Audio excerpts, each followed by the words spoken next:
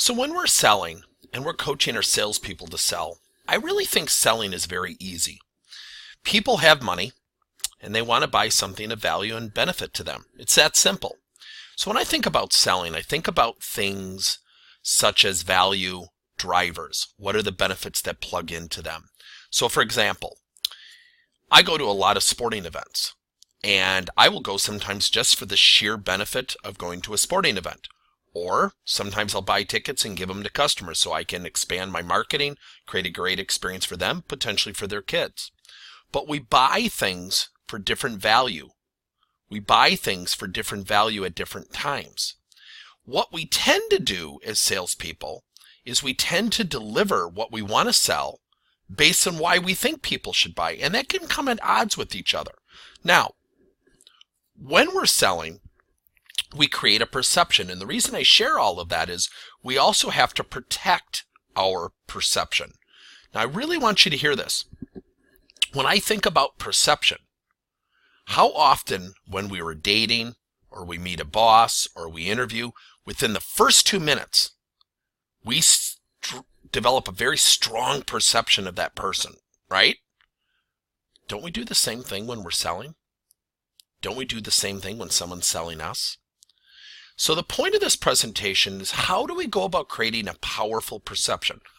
We know we need to sell things of great benefit that plug into people's reasons why they're buying, but what insulates us and what also builds our brand, our personal brand, is our powerful personal perception. But how do we go about doing that?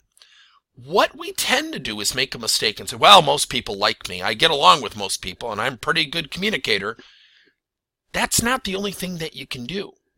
So when I think about perception, there are 5 major ways to build a positive perception. First, energy. Years ago, I was at an organization that sold recreational products, boating products, and it's about a $4 billion company. And we were working in the call center. We never did any formal sales training. What we did is we scheduled walking breaks. Because what we noticed at certain times of the day, the call center would have a reduction in calls, meaning we had more time. What would people typically do? Well, they'd have idle chit-chat. And so what we did is they had a 75 call minimum that they had to perform on a daily basis. What we started to do is anytime someone went to a coffee break, a bathroom break, or had a scheduled walk break, they had to imitate a fast marathon walker, somebody like you'd see in the Olympics. And what we noticed is we sounded better on the phone.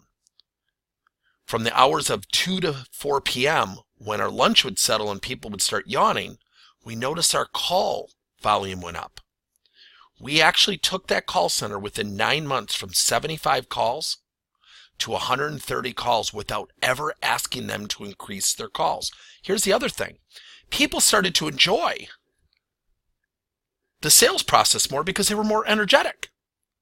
But the perception of our customer was greater, which resulted in a sales increase of 22, 31, and 74% over the next 18 months in their sales programs. 2, use positive language. Tremendous, great, fantastic. What we tend to do is we tend to regurgitate our words that we typically speak with.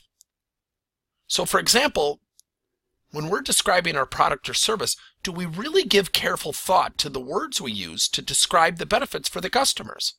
Tremendous, fantastic, great, increased frequency, decreased pain. Think of the language that you use. Say thank you.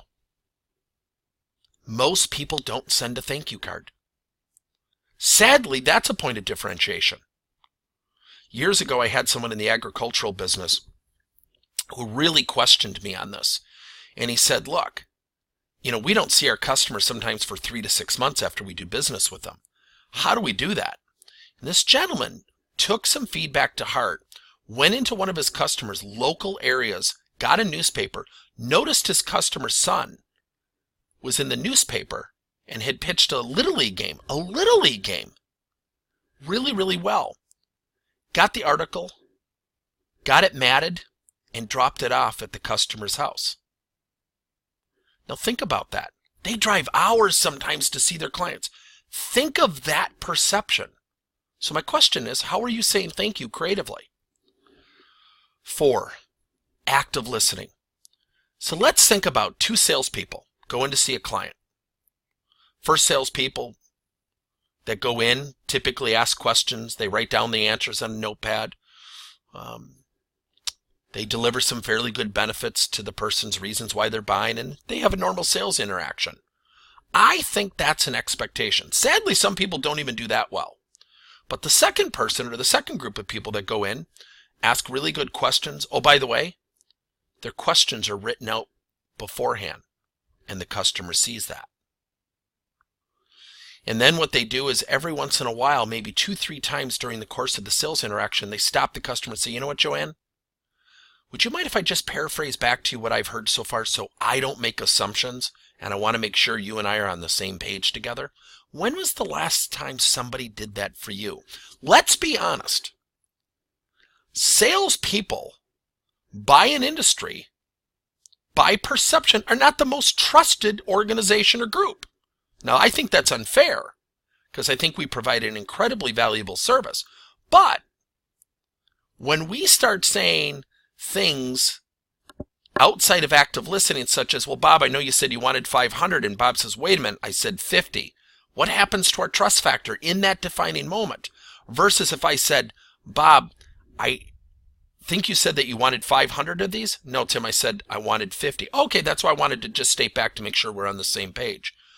Who has created a point of differentiation through active listening?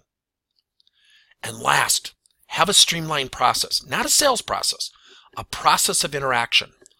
One of the suggestions I always encourage people is that before you meet with a prospect for the first time, send them 2 to 3 questions that if they could answer via email so you can be sensitive to their time when you do meet.